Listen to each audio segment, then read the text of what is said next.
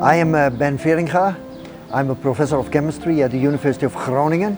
And Groningen is in the north of the Netherlands, 200 kilometers northeast of Amsterdam. It's a typical classic European university, more than 400 years old. And I run a group in molecular chemistry, synthesis. So we design and make molecules. And of course I'm also teaching at the University of Groningen. But my main work is in the area of molecular machines. So tiny machines of, for instance, we developed the smallest molecular motor. A molecular motor 1 billion of a meter in size. That is the area we're working. But I do also chemistry in the field of new medicine, new techniques for imaging in the hospital, and I work also on catalysis for sustainable chemistry. So the chemistry of the future. Greener, less energy, less waste. That's also part of our program. So I was fascinated by the idea to do information storage, not with the ordinary computers, chip technology, but like in your eye. You know, your eye, there are millions and millions of switches, molecular switches, that make it possible that you can see me and I can see you, that the signal goes to the brain, information is stored and processed. And so when I started my career, I had this idea of making molecular switches, 0, 1, 0, 1, that's a switch, 0, 1.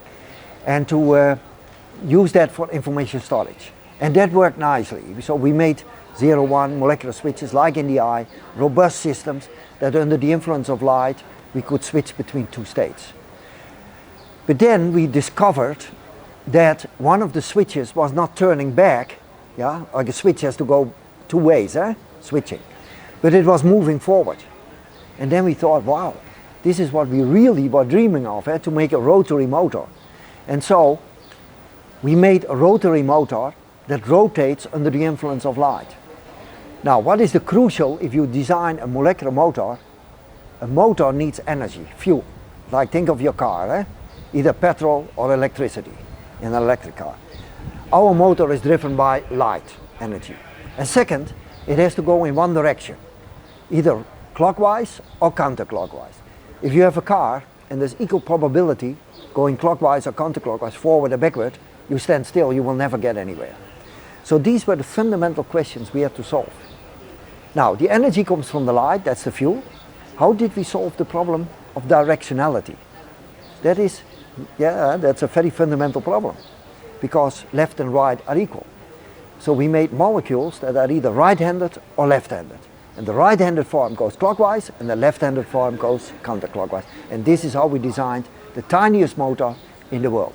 A rotary motor. You make either right-handed or left-handed, and so they turn either right-handed clockwise or left-handed counterclockwise. That's how we design it.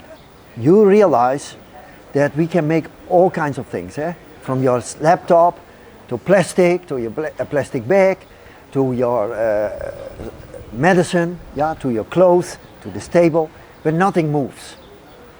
But the fact that I can talk to you and you can talk to me, that I can see you, that you can lift, that I can wave my arm, that I can stand up, that I can walk. A living thing, everything is moving. Transport in your body, your eyes, your muscles. So in life, there are billions and billions of molecular machines that make things moving constantly. That's why we are alive. Things move. We can walk, talk, see. So to make the transition for that material to things that move, to induce motion, is the big fundamental discovery. So now we have motors and we can make things that respond under the influence of light, or maybe with another signal, electricity, a chemical signal, and they start moving. So what is the application?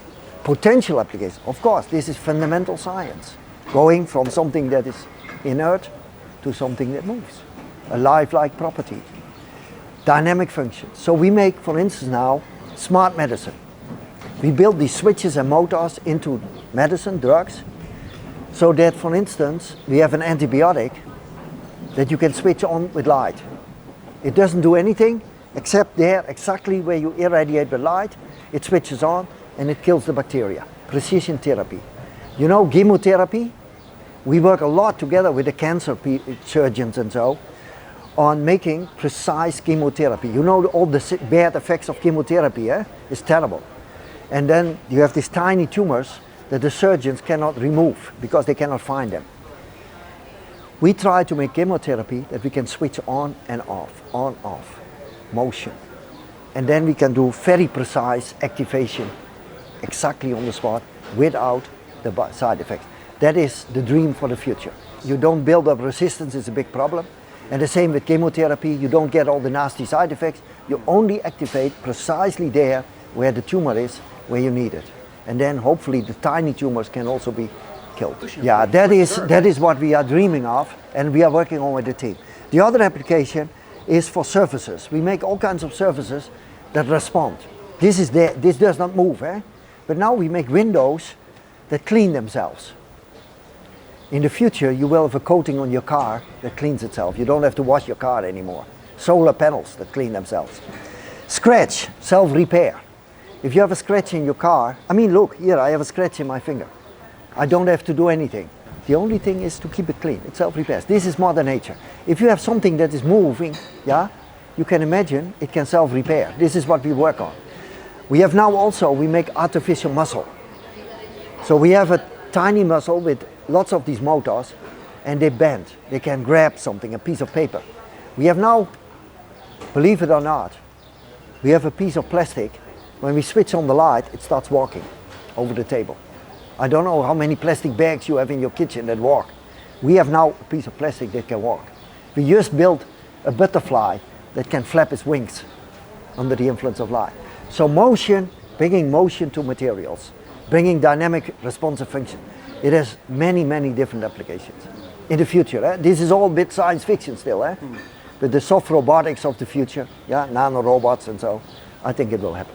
When you look at your own body, when you look at plastics, drugs, pharmaceuticals, everything, food, clothes, the basic components are organic compounds, yeah? Of course, this is silica, this is inorganic, but most of the compounds are organic. And certainly all the matter of plastic and living objects and all these things, pharmaceuticals. So organic chemists typically build molecules, new molecules, yeah? For instance, for a pharmaceutical, for your health, or a new plastic, or a new material, yeah? And so the material in your display, yeah? In your laptop or your smartphone, this is all organic molecules. And so we design molecules, we make new molecules, we adapt molecules to give them special properties. Red or blue, soft or hard, a plastic, a display material, yeah, or a pharmaceutical. This is typically what organic chemists do. Together, of course, with our colleagues in the physics, in the material science, in engineering, because to make a real product for real life, you need a lot of different disciplines. But chemistry, I'm a molecule builder. I design and build with my team new molecules with new properties. Molecules maybe that never existed before. Or we take molecules and we adapt them. We make them possible for a special application. At the moment, yeah. So at the moment, a big challenge is, of course, to make, for instance, plastic fibers, plastics, that can be recycled. So they are still strong, but they also can be recycled. That's a big challenge. Yeah, of course, at the university, my main goal is to do fundamental research, but I work a lot together with industry also, because for chemistry, you know, there is a lot of relation with industry. So we work with major chemical companies, and the PhD students, I always had projects with chemical companies, you know, and maybe that's also my background, because after my PhD, I didn't do a postdoc in America, which is typically what people do, or abroad, but I went into work for Shell, the multinational. And I worked 6.5 years for Shell, both in Amsterdam, in Holland, and in the UK. And that gave me also a perspective of what it is to go from fundamental science to application, real life, how to build a factory, how to make a product. That's a long trajectory, yeah? And so my career, I worked on fundamental problems, but I always worked with my students also. We had some projects together with industry. And so when we see something interesting, we also try to patent. So recently we had 6 patents together with a company on green plastic, green coatings and paints. And we just started a company a few weeks ago with my students, a startup company. So we look also at this kind of application. So that's why I'm also very happy that I'm in this new technologies, yeah, Rei Jaume prize committee, because it's good that scientists also look at implications for society, for industry, new opportunities. And of course in chemistry there are tremendous opportunities, because look around you, everything is chemistry.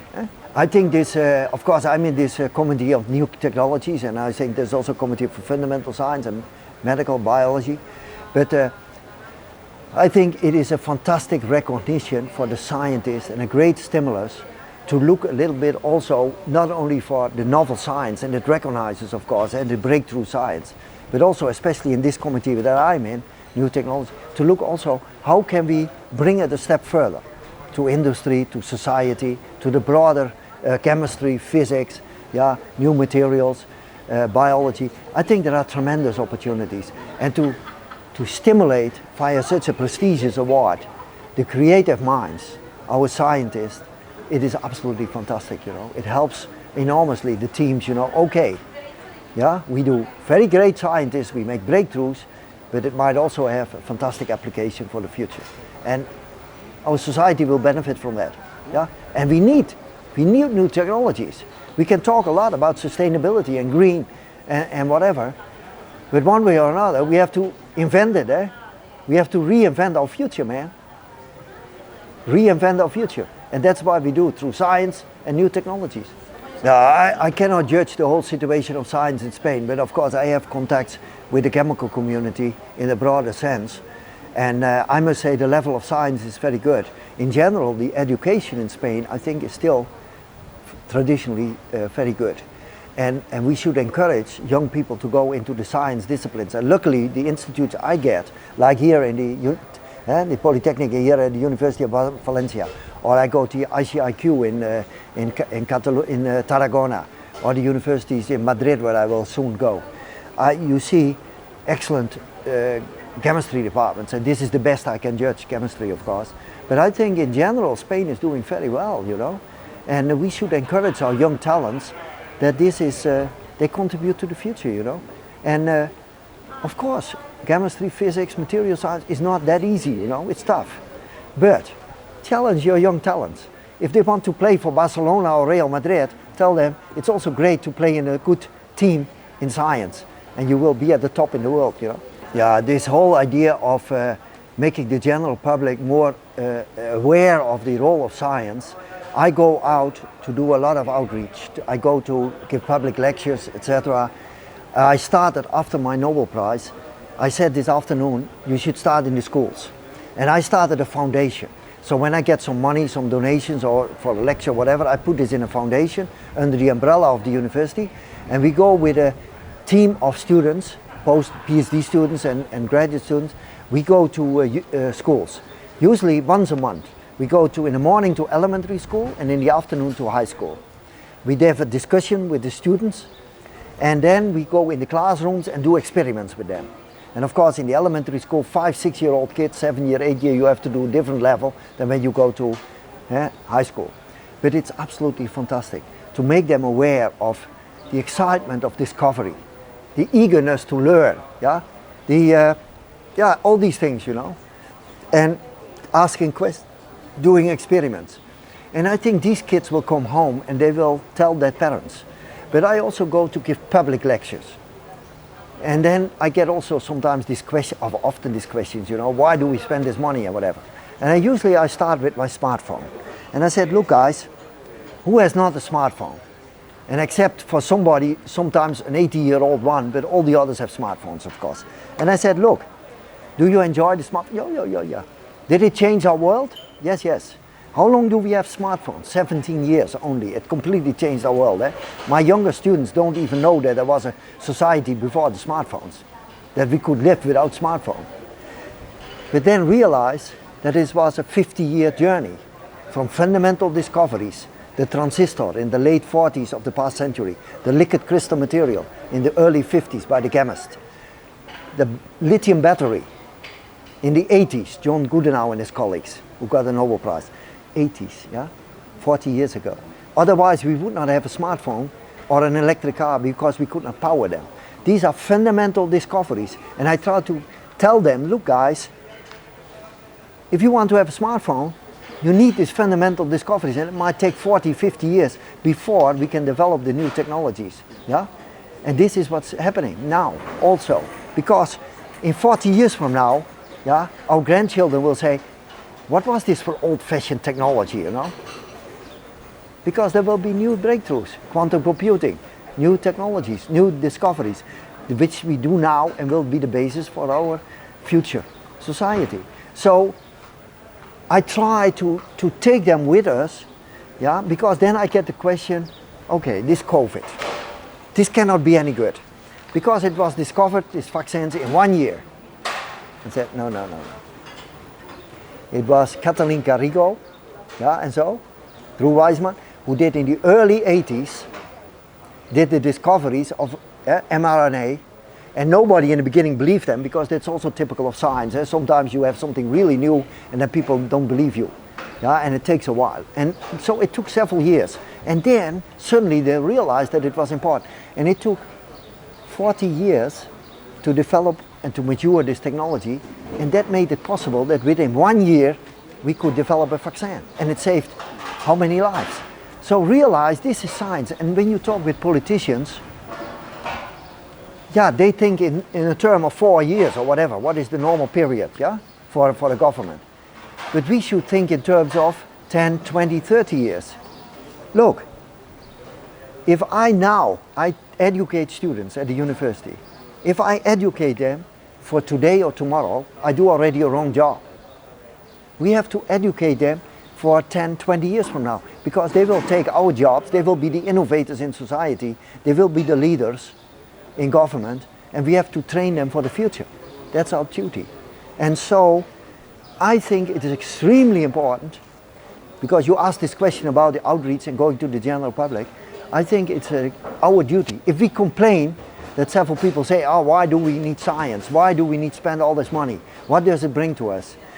It's also maybe our own fault that we are not doing enough to bring it to the public, to explain to them why we need that. I mean, if you want to have a new medicine, because you are ill, you expect from your doctor. It takes now 14 years and 2.5 billion to make a real new medicine.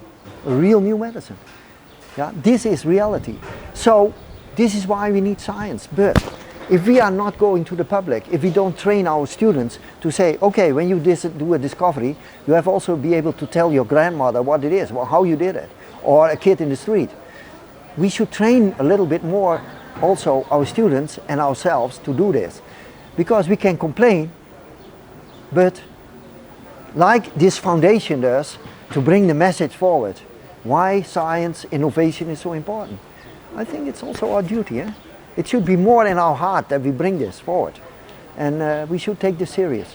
That's my opinion. Yeah, for the students, I would really encourage them to follow their dreams, because the students nowadays are still very talented. Don't worry about that.